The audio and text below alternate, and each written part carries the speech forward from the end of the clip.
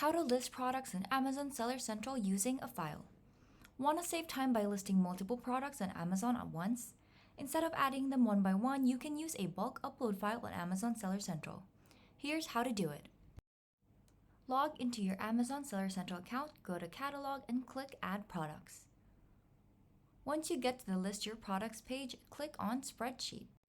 Now all you need to do is upload your file. You can actually download a blank template if you want to create one, or check your upload status if you've already uploaded a file. If you want to create a new bulk upload file, just click on Download Blank Template and select the right category for your products. Amazon will give you a spreadsheet template tailored to that product type. So in the template, you'll see a lot of columns, but only a few are required: your SKU, product name, brand name, product ID, price, and quantity. Fill in each row with a new product.